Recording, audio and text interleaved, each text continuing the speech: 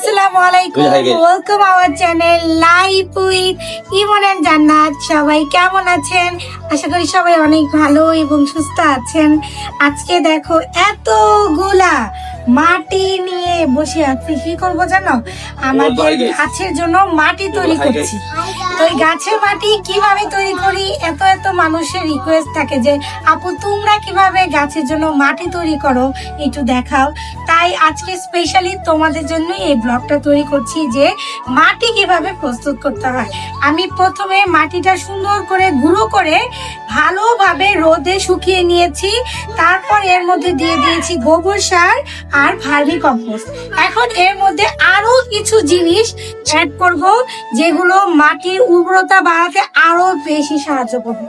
এই যে দেখো, এইটা হচ্ছে নিমের খোল, যেটা মাটির রোগ প্রতিরোধ ক্ষমতা বাড়াতে সাহায্য করে, প্লাস ব্যাকটেরিয়াও মারতে হেল্প করে। এই দেখো নিমের খোল দিয়ে দিচ্ছি।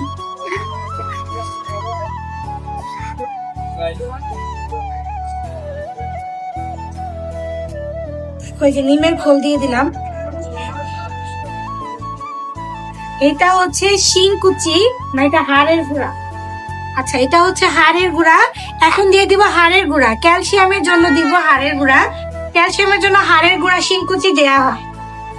এতে গাছের বড় হতে অনেক সাহায্য করে, গাছের আকার আকৃতি নষ্ট হয় না, পর্যাপ্ত পরিমাণ এটা সার এখান থেকে পায়। এই দেখো হাড়ের গুঁড়া গুলা বেশি বেশি করে দিন।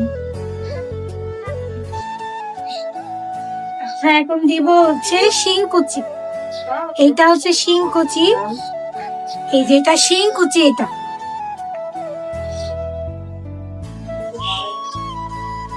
দিয়ে দিলাম শিংকুচি। তারপর দিয়ে দিব চুন। এটাও ব্যাকটেরিয়া মারার কাজ করবে। মাটির মধ্যে চুন দিলে এটা এমনিতে পরিশোধিত হয়ে যায়। চুন দিলাম, চুন। ওকে, তারপর এইটা হচ্ছে রুট হরমোন, একটু দিয়ে দেই। সবকিছু যেহেতু দিচ্ছি এটাও দিয়ে দিই। এটা হচ্ছে রুট হরমোন, এটা গাছের বৃদ্ধিতে সাহায্য করবে।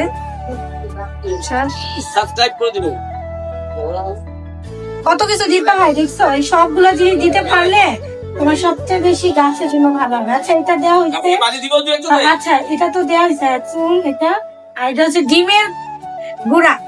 ডিম ভালোভাবে গুঁড়া করে নিয়েছি। এখন ডিমের গুঁড়াটা দিয়ে দেবো। এটাও ক্যালসিয়ামের ঘাটতি পূরণ করে। ডিমের গুঁড়া, এই যে ডিমের গুঁড়া।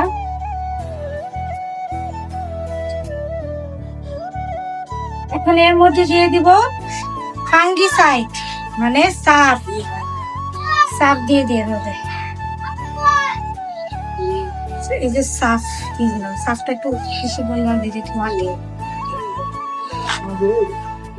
আচ্ছা, সাফটা 1 মুঠের মতো দিয়ে দিলাম। এই যে সাফ।